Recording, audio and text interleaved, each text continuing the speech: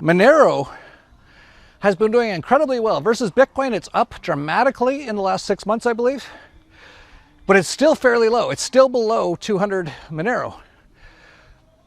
And a lot of people, like I've said, in 2011, were like, oh, I wish I listened to you when you said buy Bitcoin at $3. Or in 2015 or 16, when I said buy Ethereum at $2. And a lot of people didn't listen. And I've been saying, get Monero, get Pirate Chain. And man, I almost don't want to tell you because I'm buying much more right now. Dero. Dero is the private style Ethereum, but it's way better than Ethereum in every way, and it's fungible. And there's so much stuff going on with it. Subscribe to all our stuff if you really want to know this stuff. Go to dollarvigilante.com/subscribe, sign up to Dollar Vigilante and Crypto Vigilante. But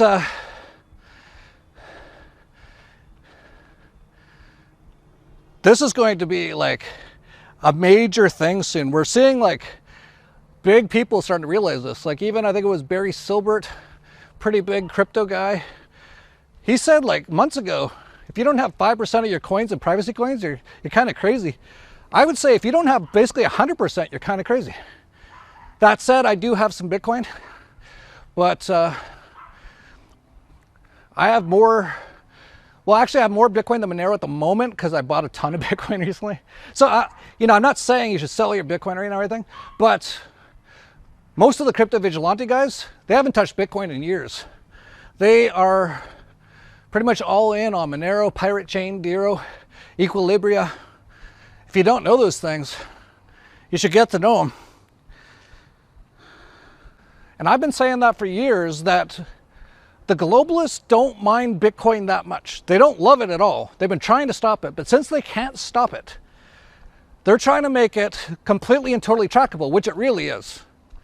And we've actually seen the Australian government invest money in coin analytics, like millions of dollars just recently. Justin Castro, same thing. All these governments are paying these data mining companies to find out who everyone is on the Bitcoin and probably Ethereum blockchain, because it's all public. And so if you haven't figured out what's going on yet, you really, well, do whatever you want. I don't care. But they don't mind Bitcoin as much because they can still find out who most of the people are who have it. Like, it's pretty amazing.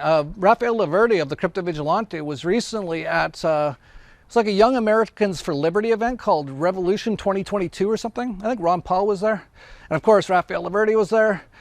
And he was at a bar just showing people, he'd say, give me your Bitcoin address. And then he'd tell them all about who they are and what transactions they've made. And that's just a guy at a bar. Like, these guys do high-level analytics.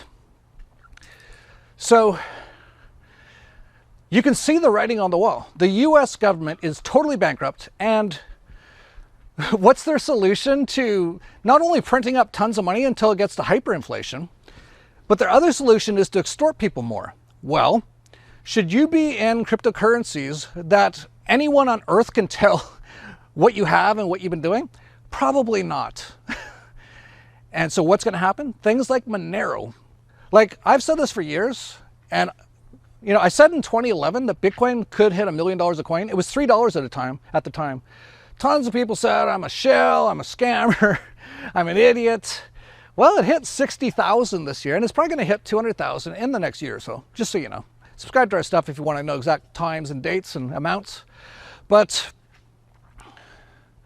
I've been saying for years that Monero could flip Bitcoin. I know, like, I think I'm the only person that I know of who's really said that and like meant it.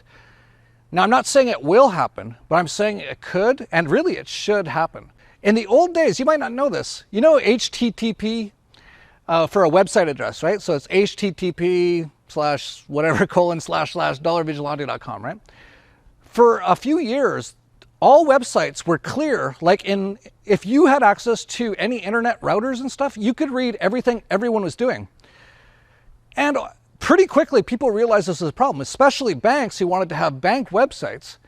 And so all of a sudden, adding the S, HTTPS, meant it's secured, it's encrypted, like cryptocurrency. And now, if you intercept the traffic, you can't read anything, it's all encrypted. That's become the norm. If you go to a website now and it doesn't have the S, It's pretty much you'll get warnings, and you really shouldn't be going to those sites. They're very dangerous because anything you do on those sites is going to be readable by anybody. So almost everyone on Earth now uses encrypted websites. Well, same thing's going to happen with cryptocurrencies.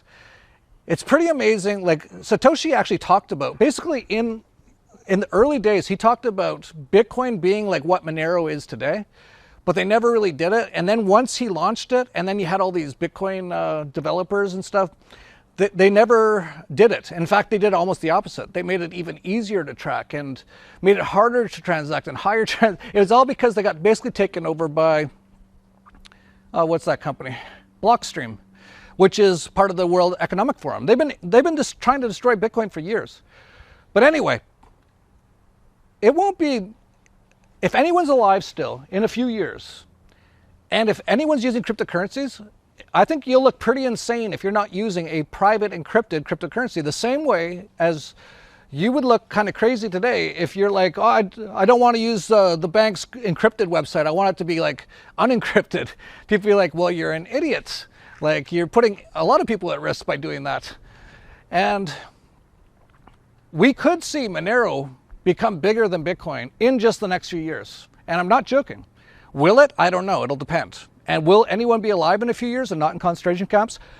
I don't know. It's possible. That's about as good as I can say. It's possible. Some people won't. But if people are still alive and not all in concentration camps in a couple years, all crypto, if you have a crypto and it's not encrypted, you'll be looked at like you're an idiot. And so Monero is starting to really catch on. All the black dark web markets, all of them used to take Bitcoin. That's actually what really made Bitcoin become used widely at the start.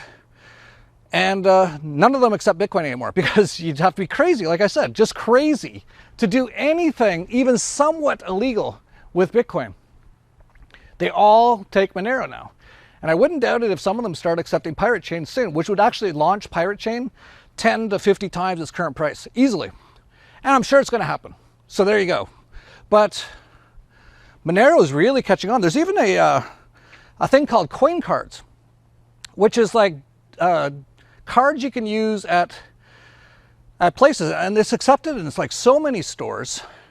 Most companies accept it, and you can actually load up basically your coin card with Monero. And here's the amount of people using coin cards and what crypto they're using with it. Bitcoin is still the top one at 41%. Second now, though, is Monero at 19%. Then Binance Pay at 10%, Ethereum at 10%, Litecoin at 7%, USDC at 5%, Dogecoin at 3%. And then near the bottom, there's actually the Bitcoin Lightning Network. And here's a pretty funny image of Lightning Network people. We won, we're winning. No, it's like used so much less than Monero. I think Monero transactions are at all-time highs right now. Like 2-3 years ago, it wasn't that widely used. Not that many people knew about it. Now it's becoming massively used. And what happens when people realize they need privacy? And the amount of people using Monero is more than Bitcoin. Well, I would say Monero should be valued higher than Bitcoin at that point, and it's already getting pretty close to that. Will it happen? I don't know, but I've got a lot of Monero, and I think it's going to. And you hear a lot of people saying, well, if I have Monero, I can't really use it to buy anything. That's totally not true. You can use those coin cards, but there's just now, CakePay just came out. It's accepted in over 150,000 merchant locations in just the US alone. You can instantly purchase gift cards of the exact amount you need, and you even save 1 to 3% on most of your transactions if you use it, and you can use it with Monero. So you can now buy with Monero completely privately. No one will ever know who you were or what you did or what amount you transferred at 150,000 retail locations in the US alone with Monero. So you see a lot of people talk about a lot of different coins and blockchains and stuff, and some of them are interesting. But to me, Monero is by far one of the most interesting. And by the way, the reason I think Monero is better than Pirate Chain, Lucy, Lucky, right now is just because it has massive user base. It's the network effect. But Pirate Chain has amazing technology. So anyway, interesting times ahead. If you're still alive after the apocalypse, and if cryptocurrencies are still a thing, and if the internet still exists, and if power still exists, you know, if you don't own Monero at this point, but you're a crypto guy, you're kind of insane, in my opinion. But we're also now seeing Monero becoming like, tons of people are looking into it. It was the coin of the day by social activity at CryptoDep. And they just track, you know, social engagement posts, 6.4 million posts on Monero in one day on the 7th of August. Social mentions, 1,400 mentions.